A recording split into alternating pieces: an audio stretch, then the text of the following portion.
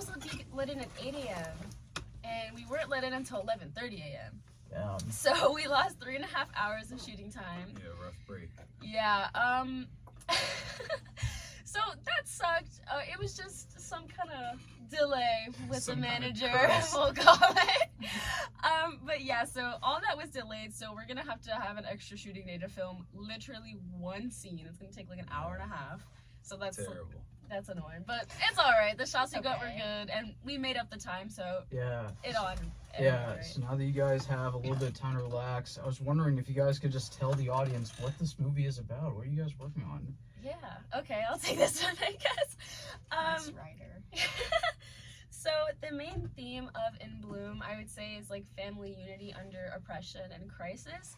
But it's mostly, it was originally inspired by my dad. He's a Brazilian immigrant here to America, and I kind of wanted to make an homage about like being in a new city, in a new country, and having to, you know, use some maybe odd means to get what you need. Obviously, In Bloom is a dystopian, dramatic film, so all this is dramatized. Obviously, none of this actually happened to my dad, but the general like character archetypes are inspired by him and his younger self that he's told me about and the stories that I grew up with.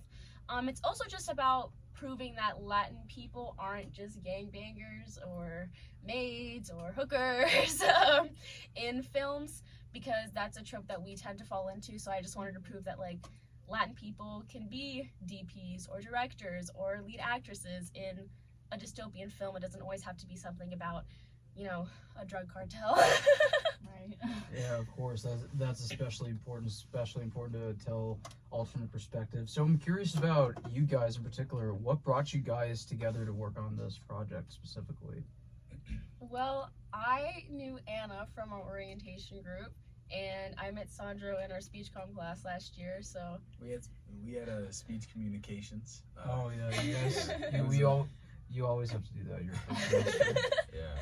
Yeah, it was a blast, and it was. Yeah, I don't know. I don't know. I had a good time in that class. I had a good time in that class. I personally didn't like mine, mainly because I had a very boring professor.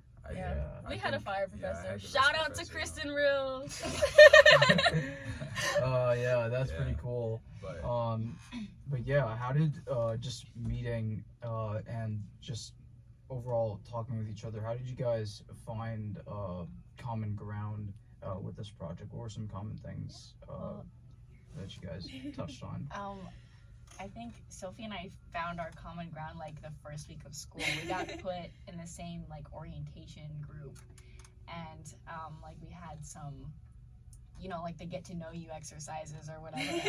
We both started, you know, kind of talking about our experience with growing up Latin in America, and so we kind of found that common ground really fast. And then when I saw and heard about Sophie's In Bloom project, I thought it was really awesome, and I showed up, and here we are. Yeah. That's really cool. What about you, Alessandro? What drew you to this project in particular? Yeah, so in the aforementioned speech communication class, I had kind of like I don't know, I was kind of like advertising myself to people, like, as a director of photography. I was like I just sprinkle it in a conversation. I'd be like, oh yeah, also I'm a DP, so it's just like I used to do that all the time, because I was like, hey, somebody got to know. But I guess somebody knew, because I like mentioned it in the class, and then there was this one day, it was me, Sophia, and a friend of ours, shout out Jay, and yeah, we were like looking over each other's scripts, because we had talked about it like in the class, and her script that she brought for us to look over was In Bloom, and so that was the first time I read it. And I think not too long after that, she asked if I wanted to DP it, because I don't know, because I don't know, like I had you're mentioned talented. It, thanks, man. But yeah, that's kind of how it happened for me. He's so nonchalant, bro. Yeah, I'm curious about what are some of the other projects that you've worked on in the past, and how is sort of working on that experience ultimately culminated in this? Oh, that's a big question. I guess for me personally, I was an actor before I transitioned into filmmaking. So the first thing that I got casted in was Florida State University master thesis, and that was my first time where I, even while being like more white presenting, I did get to play a Latin character, and I got to pick like her last name. So that was fun because I could also like inform the writing as well. The director was awesome. Shout out Yiming. But she let me sit down with her and talk about, you know, this character and what aspects of it that I felt connected to in terms of my Latin identity, because the character was also like a child of immigrants. She was super hardworking, and that informed a lot of that character. So I guess I have been commonly thrown into roles in that background. I also was in another dystopian series, like Proof of Concept, that I am writing on and will be shooting hopefully within the next year as Leia. Shout out to Ben. The series is called Ichikon, and that's another dystopian series that I worked on, and that was like my big push, I think, to make something like In Bloom and lean into the dystopian like genre, even on a low budget, because I saw Ben do it and I just thought that was awesome. Yeah, I'm curious about, more reflectively, what do you think are aspects of the dystopian genre in particular that draw you to that? I think it's just having these characters that have like very relatable personalities and outlooks on the world in these like extreme situations that makes you feel comfort in a way, I think, to audiences. Like I always really loved dystopian films and stuff. I read like the entire Maze Runner series and The Hunger Games, and all of those characters really meant a lot to me, because I felt that, you know, even though these people are under these like crazy situations, it matches the emotional resonance that is in like regular daily life. You know, when bad stuff happens in real life, it feels like a dystopian world for you, I think. So it's just a good way to like have an outlet for those emotions, I think. Yeah, I'm really curious about what the visual aesthetics of your project are going to look like, because I what I've noticed that in a lot of dystopian fiction, not just in movies and TV shows, but in fiction in general, is that a lot of creatives have their own perspective on a dystopia. Because like the way I've interpreted the Maze Runner is kind of just you know, if you think about it, it's a broader reflection of what it means to be a teenager, or what it means to go through the trials of growing up. But with the Hunger Games, it's much more of a reflection of broader society, capitalism, Yeah. You know, the inner structures and power, and about how to build that, and you know, growing up in that environment and what it takes to rebel against that system. So I'm curious about like the visuals of your project, and what did you, like when you guys were shooting today, like did it, I'm sorry, I'm trying to put this into words, but like how did like what you imagined compare to like what was there? Yeah. Yeah, I can take this one. I feel like In Bloom, the dystopia present within the world of In Bloom is one that is not very dissimilar to our own, and so it's like the fact that the visual style acts in a way that reflects reality kind of emphasizes the fact that these themes that are present within the film are very real, like, and the messages that are within it are very relevant to our time. Yeah.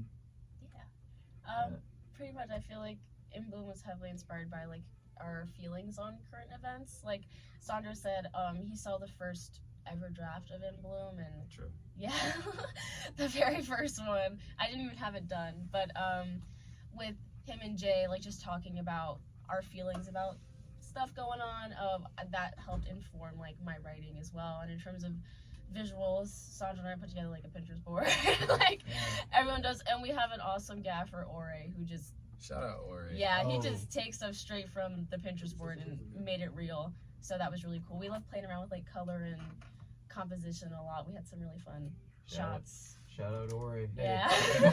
Yeah, know Ore. I'm working with him on a project. Yeah. He's got a reputation, man. Yeah, he's my roommate.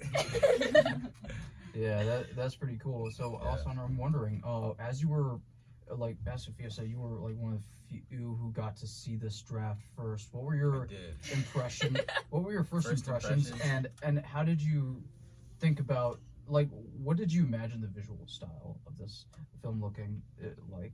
On my initial read, I feel like I imagined it much more like drastic in terms of visuals, like almost in the way that dystopias typically are, kind of hammed up a little bit and accentuated. But yeah, so that's kind of how I felt initially. But I also felt that,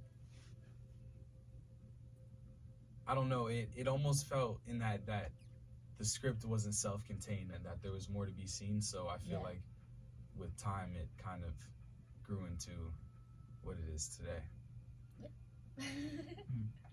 Yeah, and I'm curious, as you were, Sophia, as you were like, because like one of the things you said that stood out to me was that like you come from an acting background, and I'm curious about how much of your personal experience acting informed your directing. Like, were you able to put yourself in the actor's perspective? I think being an actor before informs everything as a director, because there's certain key words and things that you can say that you know will hit an actor properly, or just like considering the way that I was trained personally, like what words worked for me to translate something. So like, for example, today with Anna, I was asking her, she has a little bit of a romantic scene with another character, and I was asking her to like look at the person's eyes and look at their lips and look at their hair and like mentally compliment every aspect of their face, because then that'll show on your face like a loving kind of look, because you're mentally complimenting that person. And that's what worked to me to like display affection in my own acting. So it's just like those little acting coach things that I was taught in my classes, I was able to like implement in my directing. So those subtle cues of how to like elicit a reaction here or there. Yeah. That's really helpful. Yeah. And Anna, I want to get to you. Sorry, I haven't talked good. to you a lot, but these guys are the big pieces. Yeah. no, but you're still important. You're playing the most important, actually. From what Sophia told, you're playing one of the main leads. I was wondering if you could talk a little bit about your character. Who is she, and what is her role in the story? Yes. So Sage is a very stubborn, strong-hearted person. I see a lot of myself in this character, so I feel like I'm sort of just playing a more dramatized version of me in this film, which is kind of awesome. But she has a big heart, and she really cares about her family, and I guess the whole premise of the film is she is willing to do anything to keep them safe and to, just prove herself to them and, make a safe space for them, which I also relate to a lot. Shout out family, love you guys. But yeah, I think she's a really awesome character, and I'm happy to be on this project. What would you say is Sage's biggest conflict in the story?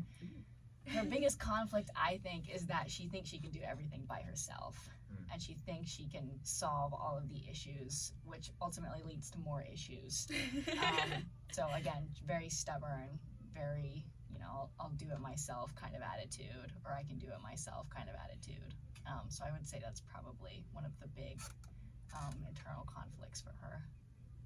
That's really cool. I was wondering if you guys could list at least one movie that you think would pair well with watching this. Whatever it is, whatever it may be, just go ahead, name it. Like as like a watch party? Yeah, like just to watch alongside. Just to watch, thing. yeah, as a watch party, just to watch alongside it. That's a hard Oh my question. god. The Hunger Games. Yeah. Some dystopian. Put on Divergent, bro. Yeah. Classic. Literally any like pre-teen young adult dystopian story ever. Yeah.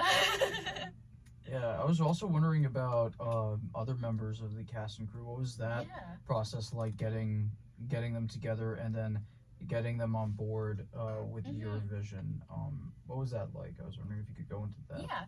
Well, I think a big part of something for Sandra and I, because he was brought on the project so early, and so was our my co-producer Jin, and you know, Sandro is obviously like Afro-Latino, and Jin himself is also like Asian, so it was really important for us, especially like in a PWI, to have a cast and crew that was like diverse and reflective of our personal stories.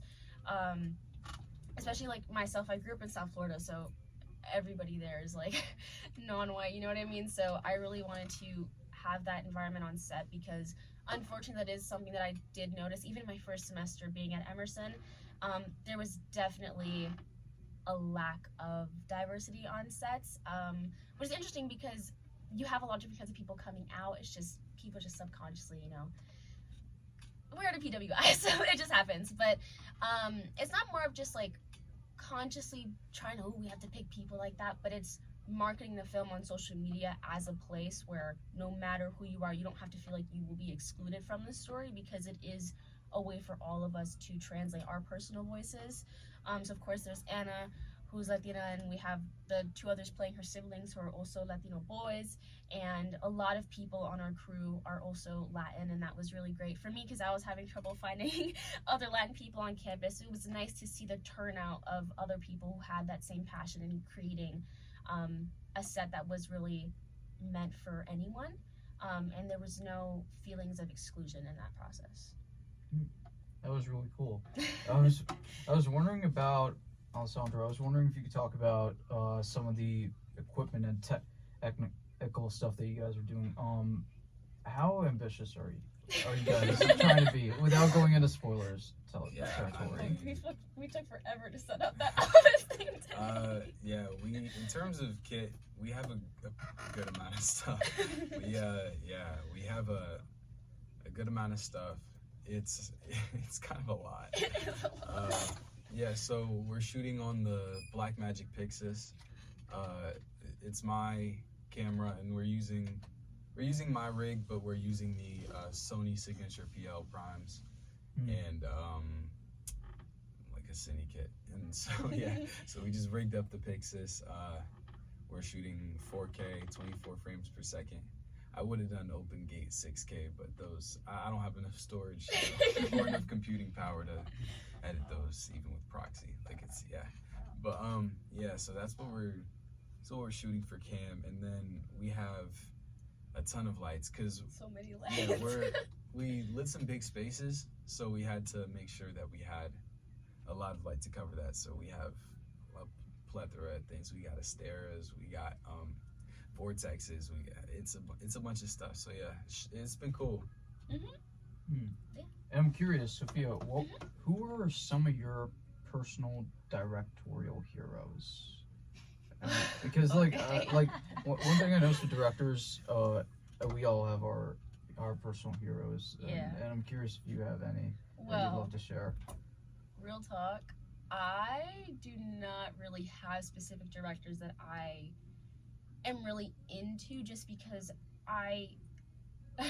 growing up I was the kid who like I liked one movie and I just watched it over and over again, so that's why the dystopian genre was so easy for me to lean into, because that was like everything that I watched when I was younger. Before like getting into film, I didn't really dedicate myself to watching all these different movies and all these different heroes, but I do have a couple films specifically that did like inspire the visual style. Like I watched Chungking Express and Fallen Angels by Wong Kar-wai, so I guess he's the closest thing I have to like an image to look up to. Just I really like his like some of his tracking camera work and the way that he uses like real framing in the shots to frame the shots, if that makes sense, like through a doorway or things like that. That was what inspired a couple shots today, definitely. And yeah, I also just love the color grading and the color choices in Chungking Express. But I also was a painter like my entire life. I still am. There was a point where I did think I was gonna go to art school. So that informs the most of my directing. Is just like, what would I do if this were painting, mostly. That is a really unique approach, and yeah, that's amazing. I'm curious. Boy, What else do you guys have planned for this weekend? Are you guys planning on filming this weekend, or have you guys divided up filming to across the month? Yeah, well, original plan was Friday, Saturday, Sunday. With that extra bar scene that we're gonna have, we're trying to do next Friday morning. But that should be like a 2-hour one and done type thing. But yeah, tomorrow should be a full day, and Sunday should be like a half day for shooting. That's pretty cool. Yeah, fun one weekend shoot. Yeah.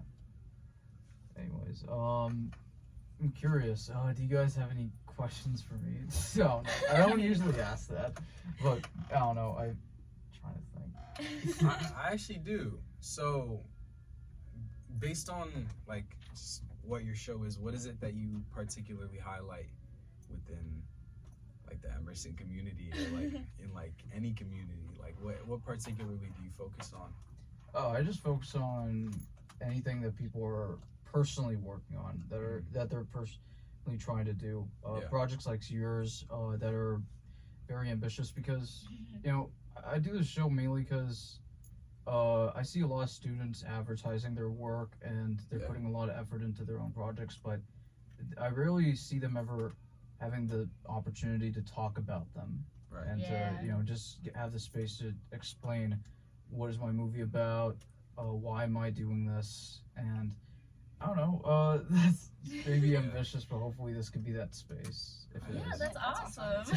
Yeah. Beautiful space to have, because it's also like I feel like the voices of directors are like very important. I feel like when you watch one of those interviews and it's like you're watching Christopher Nolan's thought process when he was making his next blockbuster film, it's like you get another sense for the author's vision and the director's choices and what they were trying to specifically accomplish that you wouldn't have gathered, I feel like, simply without hearing that actual voice. Yeah, that's true. Yeah, and it was really nice to see that someone like reached out and was curious about it, because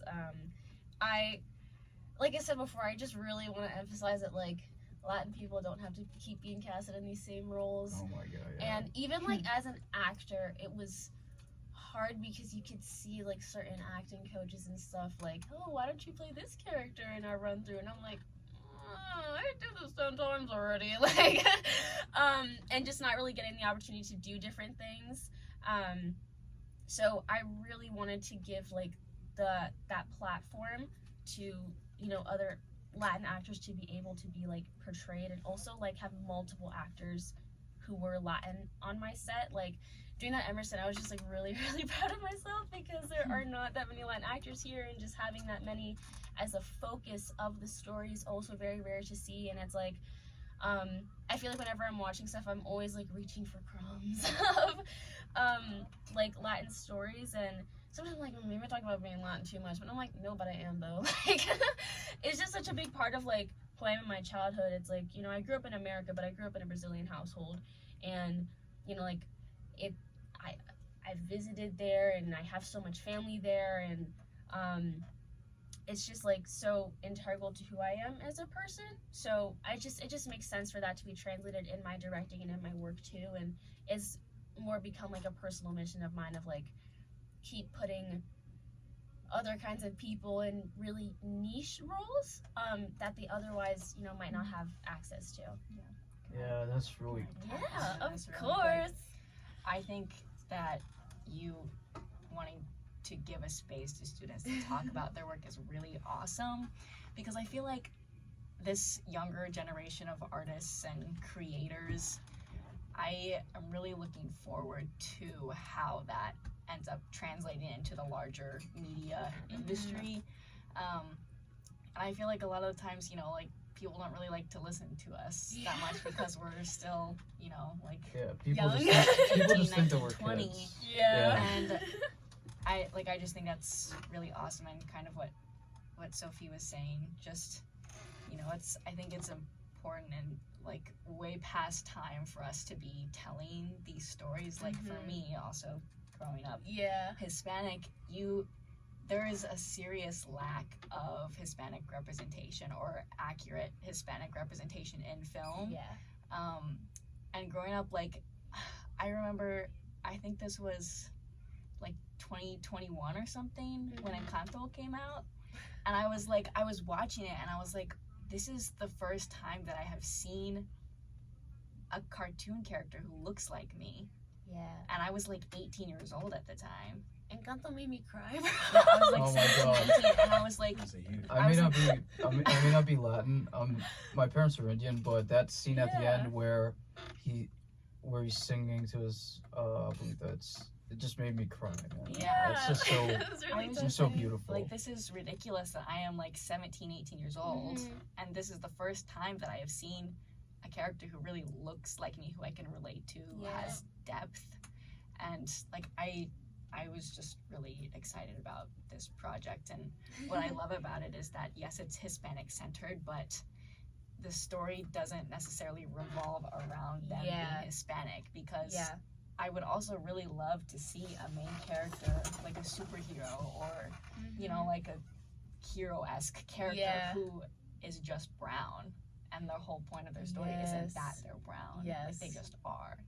And like, yes, obviously telling the stories of Hispanic people and the things that they go through is very important, but like, you know, I would love to see, you know, main characters who are just brown and their whole story isn't about their skin color. So I was very excited about. Yes, Excellent. and I'd love to add on to that, because that was a huge thing for me as well. Shout out to my best friend Alicia. She's Indian. She was born in Kerala, and when I was making In Bloom, I was sending the first versions to her, and she was also talking to me about how, like, I just want to see a brown person be brown. Like, why does it have to be an immigrant story? Why does it have to be a story about racism? Why does it have to be... Why do we always have to be victims or Exactly. struggling? Yeah, That's the thing, and they portray us as being powerless. Like we can't think for ourselves. Exactly. So, you know, having those conversations with her all the time. I love you, Alicia, so much, my bookie. Shout out but to this I know podcast. she's like my best friend forever. Anyway, but like having this conversation with her, and like she's also a complete like film nerd too. So like when she found out that I got into like a film school, I mean, she was so excited for me, and like it's also like important for her. We were literally just texting about this before I came on here. She's like, "Alicia, I'm going on a podcast. Like, this is so cool."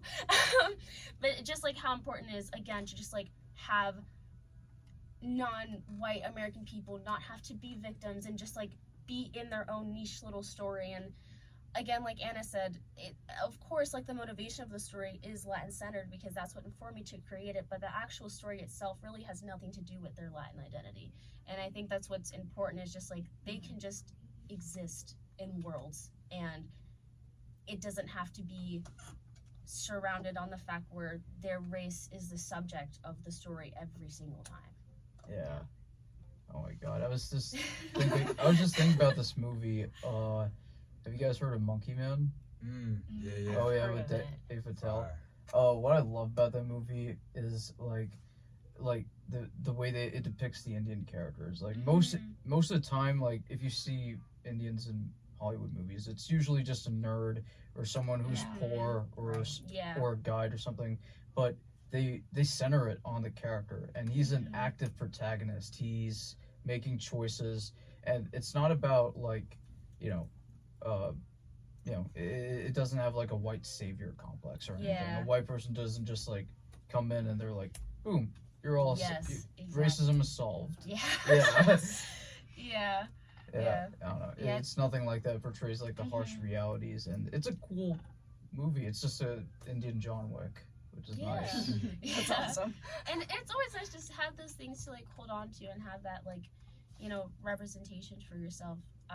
Because truly, like being a kid, it's really important to see yourself on screen, because it really does breed a lot of insecurity. And obviously, like I have my own privilege. I'm very white presenting. You know what I mean? But like, again, I have my best friend Alicia, and we've had such extensive conversations about this and how important media is in making especially kids feel like included. I don't know. I just think it's really important to just like have kids have that self-confidence and not have to be like insecure about something that they can't change. And I think especially within the Latin community, like stopping the discourse within each other. Because I mean, there's always like soccer beef, of course. That's gonna be forever, but just like having an understanding that, you know, like when we are outside of our home countries, it is important to have a sense of unity and make sure that like in our younger generations we remind them like this is where you came from and that's important and it's okay to be different than everyone else. You know, it's okay. Like it's something that you can be proud of as well. Yeah, you're right.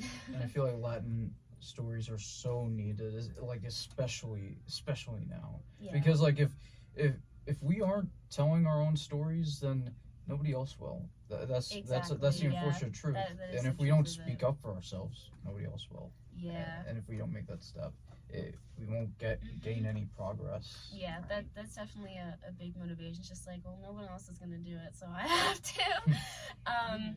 And that's also something, again, like I mentioned, the series Ichikon that I helped co-write with Ben was also something that inspired In Bloom, because he made a dedication to have a Black-centered cast, and the whole dystopian proof of concept is like Afrofuturism type stuff, and that was so sick to work on, and it was just so inspiring to speak with Ben and the lead actress as well, and understand that there's like other people who are working so hard to like have their niche stories told. And again, like this main cast is all, you know, Black, but the story has nothing to do with the fact that they're Black. They just happen to be. And the lead actress there expressed like how much relation she had with the lead, and being able to portray this like young Black girl was so important to her. Yeah, I know. I was actually talking with one of my I was texting one of my former I believe I had a conversation about this with one of my former guests, Marcus. He's working on this project called the 3-Step Program, and it very much touches on those same dystopian ideas that kind of relate to now, and we realize that, oh, you know, like you have a character who's going through this experimental program that's literally just like what the U.S. government was doing in the 70s. Yeah.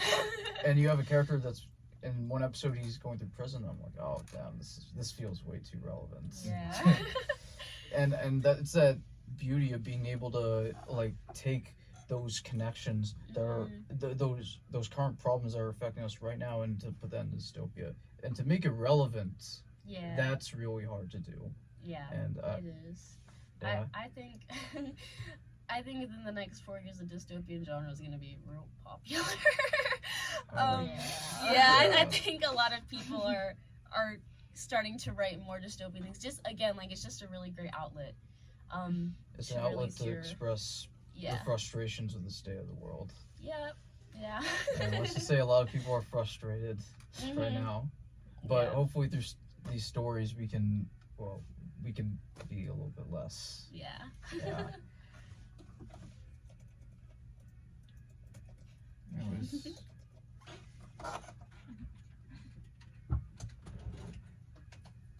Anyways, I'm afraid that that's all the time that we have for now. I want please let the audience know where they can watch In the Bloom. Is it going to be screening anywhere?